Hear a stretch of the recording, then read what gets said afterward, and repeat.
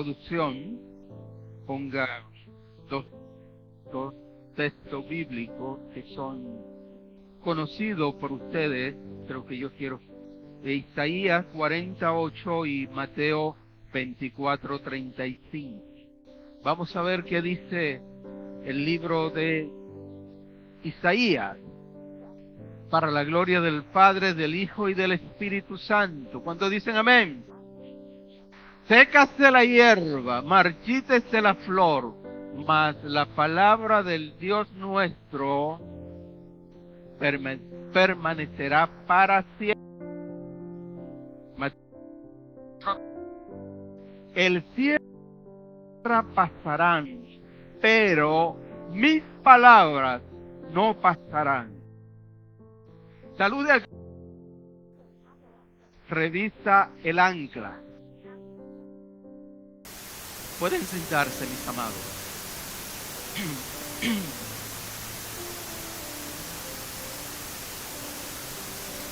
Gloria a Jesús.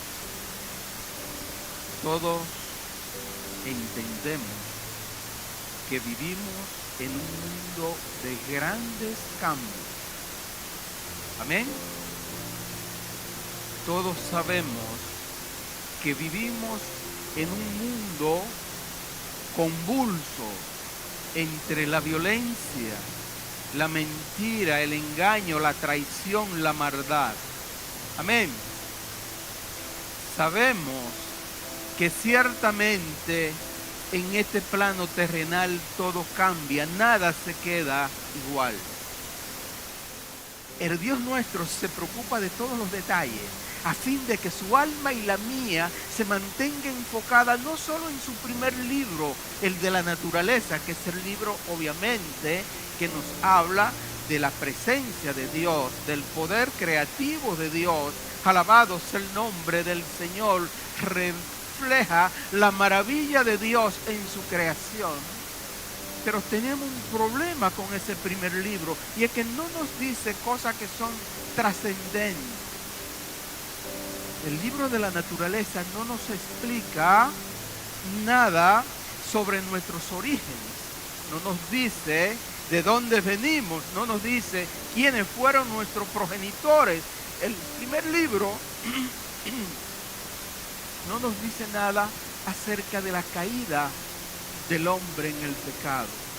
No nos habla de la consecuencia del pecado, ¿verdad que no?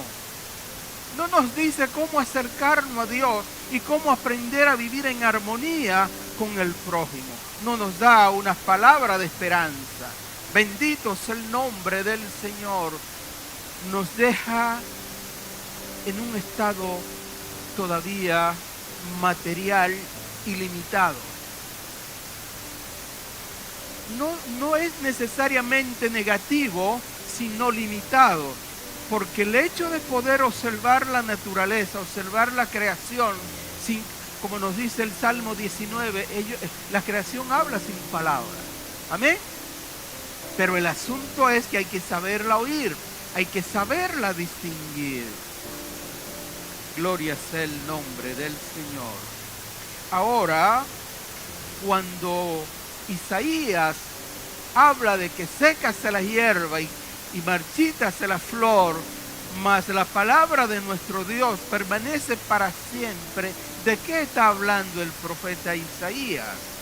Está hablando de la transitoriedad de la vida en este plano.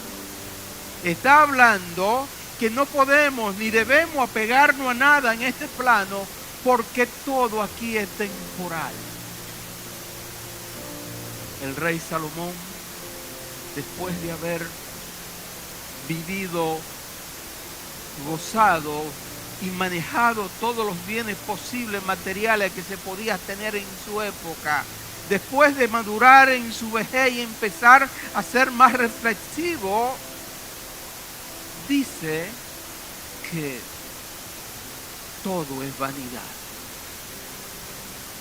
Nada en este mundo vale la pena.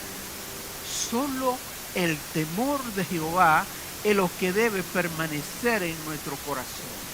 Cuando el temor de Jehová está en mi alma, en mi espíritu, mi cuerpo, cada célula mía se alinea para poder dejarme guiar y poder articular palabras que honren el nombre, la grandeza, la magnificencia, el honor, el poder y el amor de mi Dios.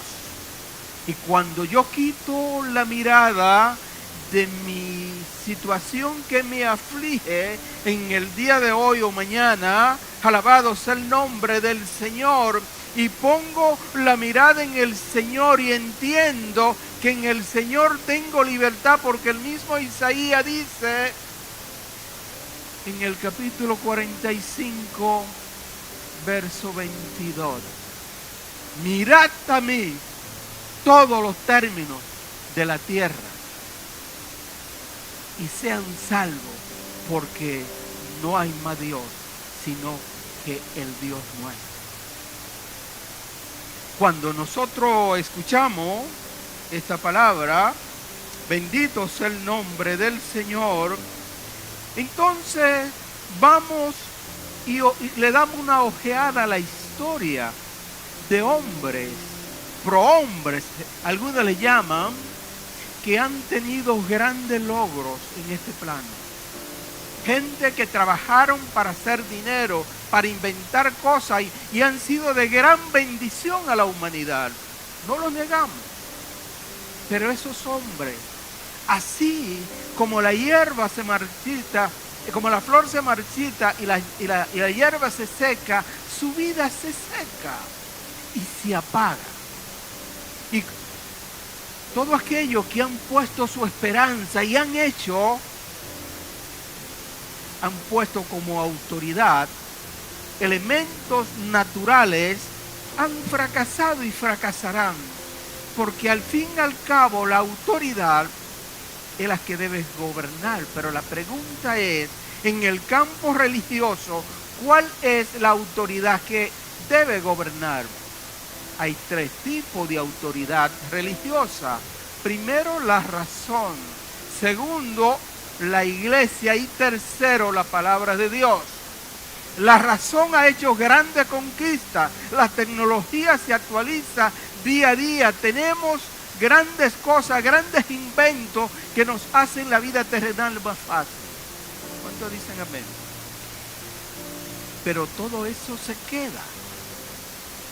El que se preocupa por tener grandes mansiones, grandes casas, grandes cuentas en los bancos, el carro de último modelo, también todo eso se queda.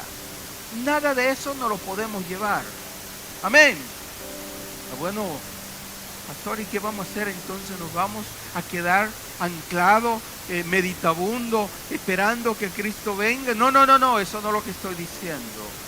La Biblia nos manda que vivamos de tal manera como si Cristo estuviera a punto de llegar a buscarnos, pero que trabajemos como si faltan 1000 años.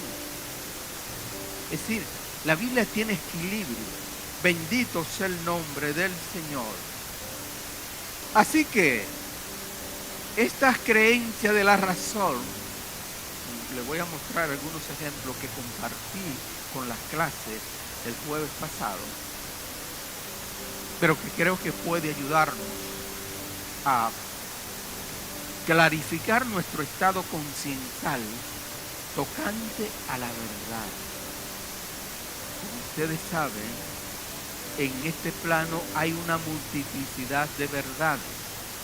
Todo lo que existe, todo lo que sea real es verdadero, y hay muchas cosas que son reales. Amén. Pero lo que importa para el crecimiento nuestro es distinguir entre la verdad ontológica, la que habla de la esencia de las cosas, es decir, la esencia del ser, la verdad lógica, que es la que nos pone en contacto para organizar nuestros asuntos según el constructo, la manera de pensar el ser humano, y la verdad ética, que es la que nos desafía para que aprendamos a vivir en santidad y honor. La segunda autoridad que mencioné, ¿cómo se llama? la iglesia. Hay mucha gente que creen que la iglesia tiene la autoridad final. Algunos sostienen que Cristo le dio su autoridad a Pedro y que éste le impuso las manos a los obispos que ordenó, dándole a su vez autoridad para que impusieran las manos a sus sucesores. Mediante esa sucesión apostólica se transmitió la autoridad de Cristo a los 12 apóstoles y así sucesivamente a lo largo de los siglos. Esa es la razón por la cual ciertas iglesias se consideran como las únicas representantes autorizadas de Cristo. De aquí que se crea que sus líderes tienen la autoridad exclusiva para juzgar la verdad. Yo supongo que usted sabe de quiénes hablamos. Hubo un tiempo que no se podía leer la Biblia, porque la gente se volvía loco si leía la Biblia. Hubo un tiempo que se leía de espalda al público y en latín, cuando apenas los sacerdotes podían entender el lenguaje. Gracias a Dios que como estuvimos un mes estudiando sobre la Biblia, ya ustedes saben todo lo que hubo que pasar para que llegáramos al canon bíblico que nosotros estamos utilizando. De manera que todo eso son creencias erróneas, porque la palabra de Dios no es de interpretación privada, está abierta el corazón a la mente que busque reverentemente la revelación de la palabra e invite al Espíritu Santo a que le enseñe. Yo recuerdo una hermana que conocí en el año 93, Nidia Cosme, en la iglesia donde me congregaba en ese entonces la primera estrella de Jacob. Y esta hermana, ella se puso a estudiar la Biblia en su casa y pidiéndole dirección a Dios, estudiando la Biblia, ella se convirtió en su propia casa, no necesitó ir a un servicio. No, ella fue a la iglesia para que la adoctrinaran, pero ella no lo necesitaba para convertirse a Cristo, porque es la palabra que el Espíritu Santo usa con libertad para convencer a cada conciencia humana de que debe rendirse al señorío de Cristo. Fue lo que pasó con nosotros, ¿sí o no? Entonces, ¿qué es lo que se necesita? Un espíritu de humildad para poder ver que sin Dios, ciertamente, como dijo el salmista en el Salmo 62:9, sin Dios somos menos que nada. Aleluya. Sin Dios somos menos que nada. Pero Pablo dijo que en Cristo somos más que vencedores. Aleluya. Usted ve la diferencia, hermanos.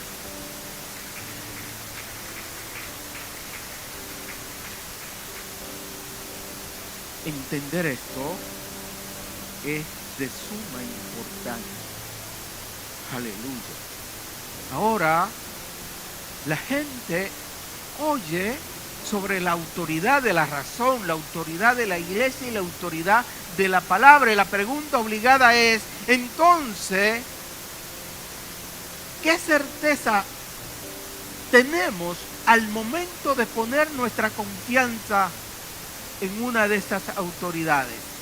Bueno, por ley del descarte ya dije que la razón no es confiable, porque supuesto el pecado, la razón humana fue afectada. Repito, la razón humana fue afectada por el pecado. El alma que piensa, que razona, que recuerda, que siente, que se imagina, fue afectada por el pecado adámico. De manera que todos hemos pecado en Adán y todos hemos pecado igual que Adán.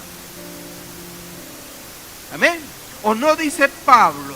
Puesto que todos pecaron, están destituidos de la gloria de Dios. Mas gloria a Dios por Jesucristo. Gloria al Señor. Eso lo dijo primero Romanos 3:23. Pero dice en Romanos 6:23, la paga del pecado es muerte, mas la dádiva de Dios es vida en abundancia en Cristo Jesús, Señor nuestro. Es decir, por eso hemos pasado de muerte a vida en Cristo Jesús. Por eso nuestros ojos se iluminan, adquieren luz cuando sentimos y oímos, prestamos oído a la palabra de Dios. Y esa palabra de Dios nos dice: no te preocupes, Ángela, no le des mente a ese asunto, Inés. Yo soy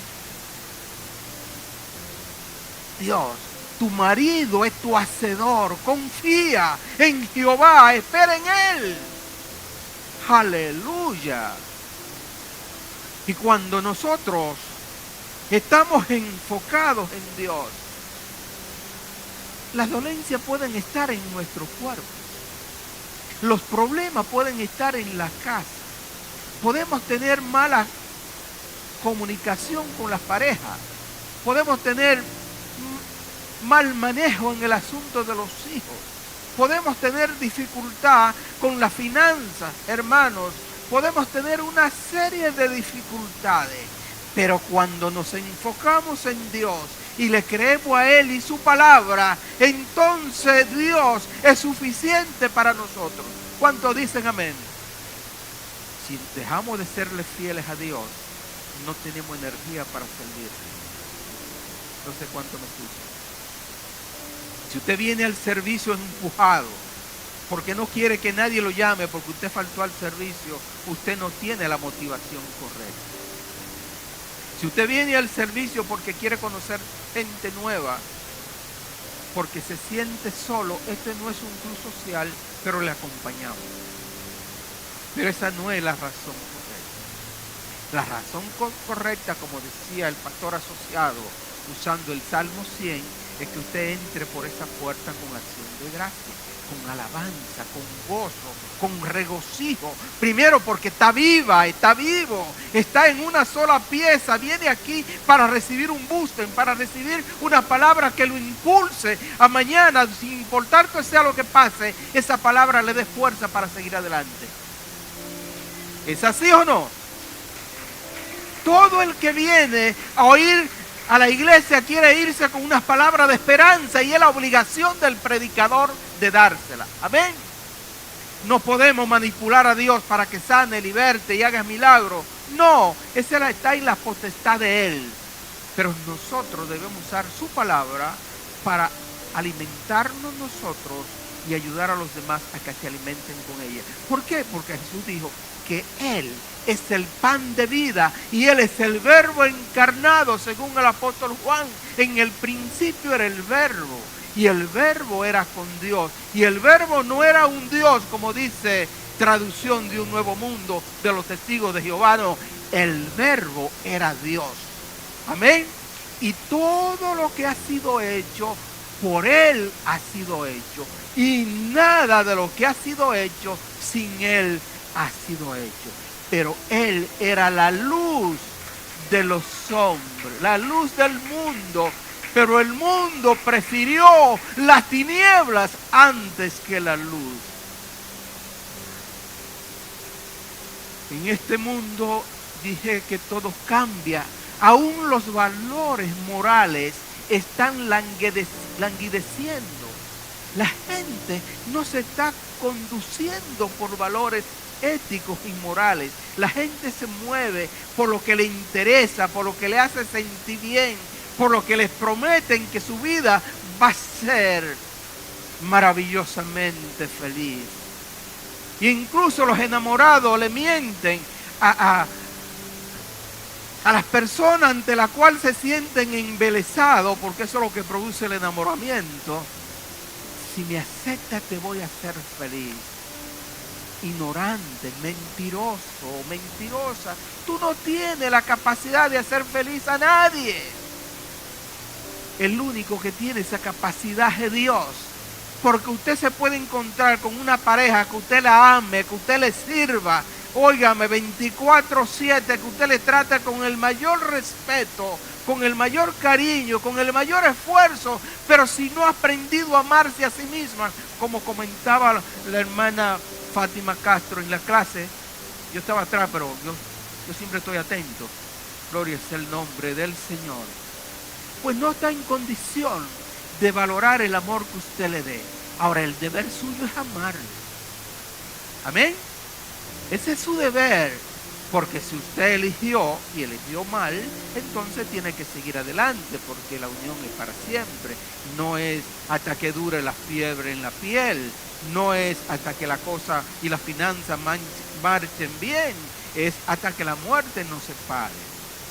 Pero esa palabra produce escalofrío y calambre moral en la conciencia de mucha gente, porque no están preparados para eso. De ahí decía en estos días que los matrimonios están durando un promedio de 8 años. Y a veces los matrimonios reciclados también causan problemas, cansancio, erudición y, redundancia. La gente se aburre porque siempre está echando de menos o de más. A veces valoramos más lo que perdimos que lo que tenemos, cuando es un engaño, porque si lo hubiésemos valorado, ¿por qué lo perdimos? Amén. Entonces, ahora yo quiero, gloria sea el nombre del Señor, tocar fondo, porque esta invitación que nos hace el profeta Isaías y que nos hace nuestro Señor y Salvador Jesucristo, nos está diciendo que tenemos que poner enteramente la confianza en la palabra de Dios. No en la iglesia, no en la razón, sino en la palabra de Dios, porque todavía, dijo Isaías en el capítulo 59:1, todavía no se ha cortado la mano de Jehová para salvar. Alabado sea el nombre del Señor, sin importar cuál sea el cuadro, cuán grande sea la crisis que usted esté pasando, si es capaz de confiar en Dios y en su palabra, créame que usted puede hablarle a la situación y la situación va a cambiar. Solo tiene que creer lo que Dios está diciendo. Aleluya. Si lo cree, entonces tendrá resultado. Ahora hay gente que son como dínamo. ¿Sabe quién es ese? Tomás. El que dijo que si no podía ver la llaga de Jesucristo y meter la mano, no creería que ciertamente había visitado a los siervos de Dios allí cuando resucitó. No. Para esa gente hay que darle evidencia. Aleluya. Pero la fidelidad de Dios, revelada en su palabra, nos da esperanza y confianza. Aleluya. Cualquiera que sea el desafío, lo venceremos. Ahora, para los que esperan ejemplos que ilustren lo que estoy diciendo, voy a darles algunos. Primero, el centurión romano vino a Jesús pidiéndole que sanara a su siervo, porque aunque se sentía indigno de recibirlo en su casa, Jesús le dio una palabra: ve y como creíste te sea hecho. Léalo en Mateo 8:13. El centurión confió en la palabra de Jesús y su siervo fue sanado en esa misma hora. Bueno, todavía usted eso no le da. Se necesita otro ejemplo.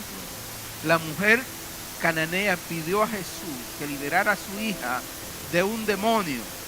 Y aunque al principio Jesús pareció rechazarla, ella persistió en su fe. Jesús le dijo: oh mujer, grande es tu fe, hágase contigo como quieres. Mateo 15:28. Ella confió en la palabra de Jesús y su hija fue sanada. Simón Pedro, después de una noche sin pescar nada, Jesús le dijo a Pedro que echara las redes nuevamente. Y aunque Pedro sabía que humanamente era imposible pescar algo, obedeció diciendo: en tu palabra echaré la red. Lucas 5:5. Al confiar en la palabra de Jesús, Pedro y su compañero, aleluya, capturaron una gran cantidad de peces que la barca se hundía. Gloria sea el nombre del Señor. Cuarto ejemplo, el ciego Bartimeo. Cuando Jesús pasó por Jericó, el ciego Bartimeo clamó pidiendo misericordia. Jesús lo llamó y le preguntó: ¿qué quiere? ¿Qué querías? Bartimeo pidió recuperar la vista, según Marcos 10:52. Bartimeo confió en la palabra de Jesús y al instante recuperó la vista. Aleluya. Un ejemplo que usted conoce al dedillo es el de Lázaro y sus hermanas, Marta y María. Cuando Lázaro estaba enfermo, Marta y María enviaron un mensaje a Jesús para que fuera a auxiliarle. Jesús llegó después de la muerte de Lázaro. Le dijo a Marta: tu hermano resucitará. Juan 11:23. Aunque Marta dudaba al principio, le afirmó que Él es la resurrección y la vida, por la palabra de Jesús. Yo soy la resurrección y la vida. Y al confiar en la palabra de Jesús, Lázaro fue resucitado. Estos ejemplos están en la Biblia para que no nos quedemos en una fe aérea, que esto solamente pasó en el pasado, pero que con la vida suya y la mía, eso ya no pasa.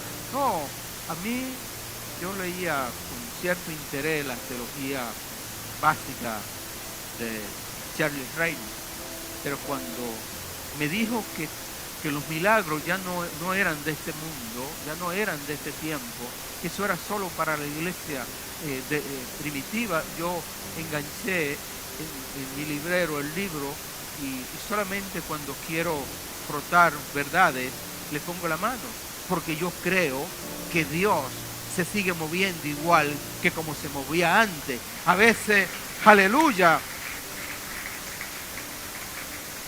a veces nosotros, y sobre todo los pentecostales, nos encanta el ruido.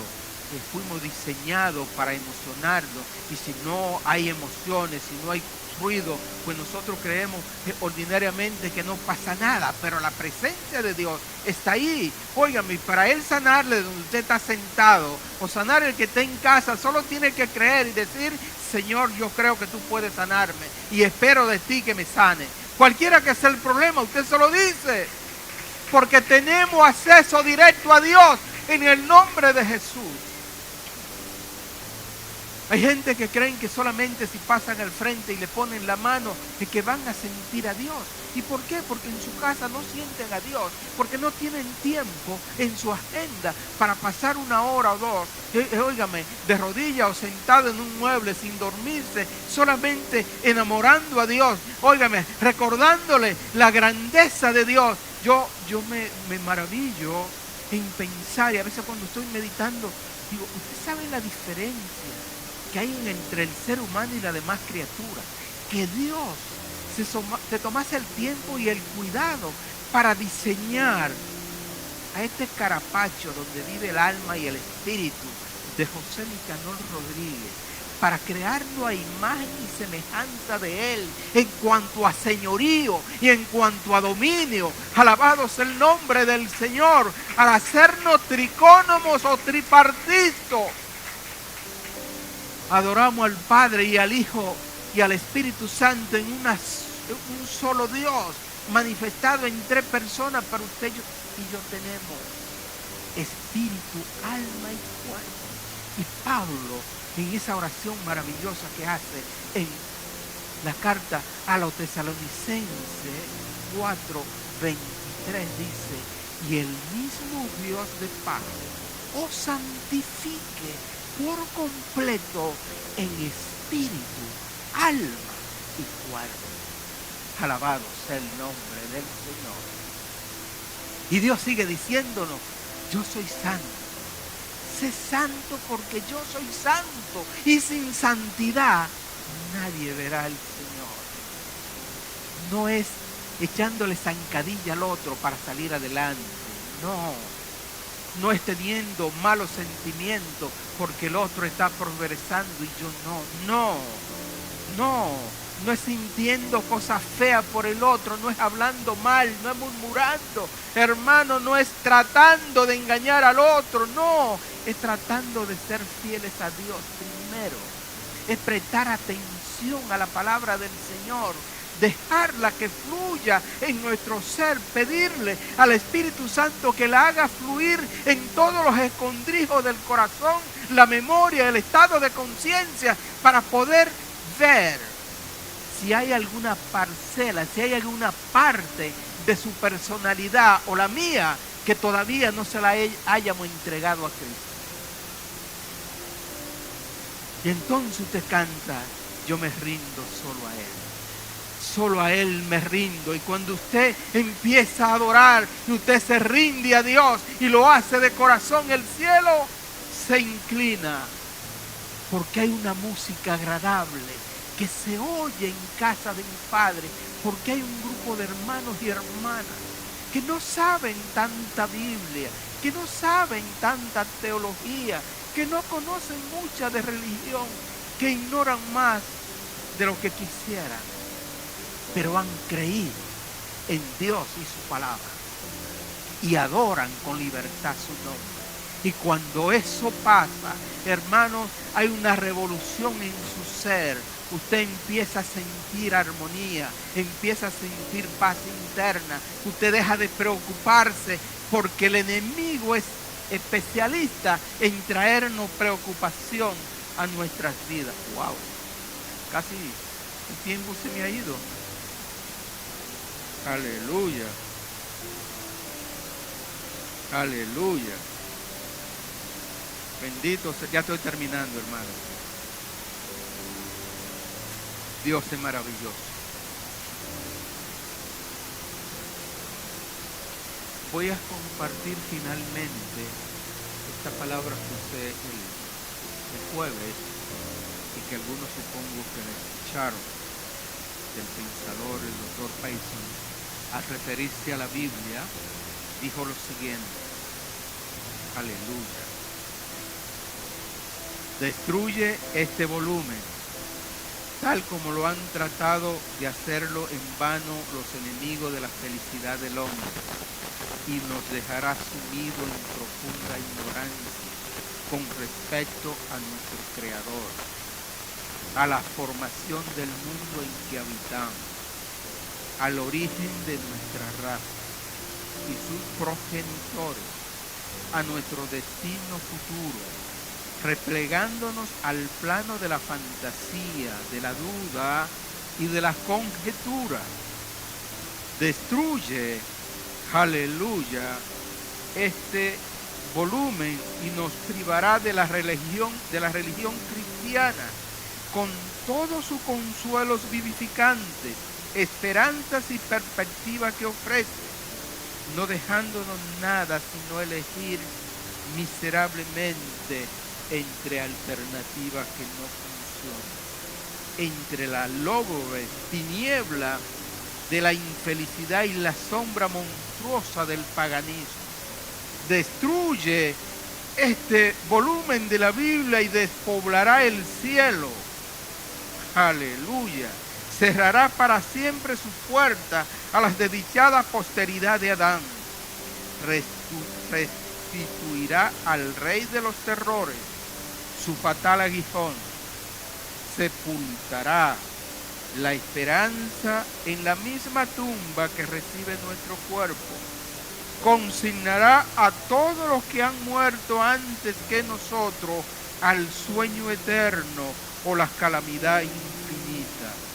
Nos dejará sin esperar nada a nuestra muerte, sino suerte similar a las de ellos. Destruye este volumen y nos despojará al instante de todo lo que impide que la existencia se convierta en el peor de todos los azotes. Apagará el océano, hará desaparecer la atmósfera del mundo moral, desgradará al hombre a un nivel desde el cual quizás mire con envidia a los brutos que perecen, es decir, a los animales.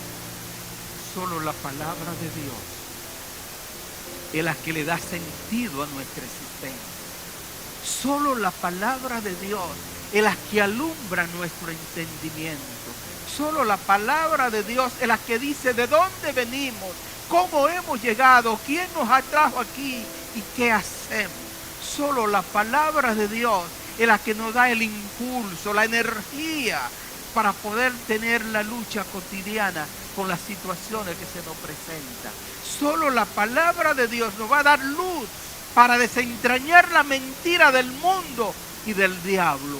Solo la palabra de Dios, aleluya, nos va a dar la paz interna que necesitamos.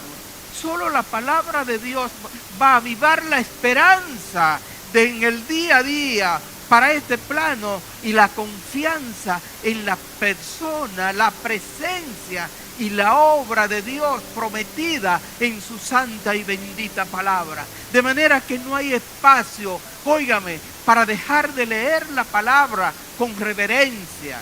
Hermano, leerla con una actitud humilde. Dejar los libros, dejar las redes sociales, hermano, por una hora. Dejar la televisión, dejar a Netflix, dejar de estar, hermanos, parloteando con personas y cosas que no tienen importancia. Vamos a alimentarnos con la palabra. Y que cuando usted llegue a algún lado y tenga algo que decir, lo diga con la palabra. No estoy diciendo que cada conversación usted le entre a versiculazo limpio a la gente en la cara, porque eso molesta a la gente. No. Eso no es lo que estoy diciendo. Que cuando usted diga algo, usted lo diga en la base, cimentado, en la verdad revelada de la palabra de Dios, que es la palabra autoritativa para que nosotros podamos confiar en ella. Amamos a Jesús. Él nos ha liberado. Él nos ha dado vida y vida en abundancia. Él ha prometido estar con nosotros hasta el fin del mundo. Él nos ha dicho que no tengamos miedo, que confiemos. Alabado sea el nombre del Señor. Y Dios no es como nosotros, mentirosos. No. Cuando Dios habla, hay que prestar atención. Porque sécase la hierba, marchítese la flor, pero la palabra de nuestro Dios permanece para siempre. El cielo y la tierra pasarán, pero mis palabras no pasarán. Que el cielo nos ayude, que el Espíritu Santo nos inspire para de aquí en adelante comernos la palabra como se le dijo al profeta día a día. Y cuando usted esté alimentada o alimentado con la palabra de Dios y viva conforme a lo que la palabra de Dios le mande, hermanos, usted puede entrar en la oscuridad que sea y la presencia de Dios le va a acompañar. Usted puede entrar en el problema que sea y el poder de Dios, la mano poderosa de Dios le va a proteger. Los ángeles del Señor estarán acampando a favor suyo y no tendremos nada que temer. No hay que estar tomando, óigame, medicina para el miedo. No. Cuando hacemos eso, todo eso sale. Y no es que no se deba tomar medicina, no me interpreten mal. A veces se necesita tomarla y hay que tomarla. Pero cuando maduramos y nos ponemos en la mano del Señor, el cambio interno se manifiesta exteriormente de manera continua. Estemos en pie.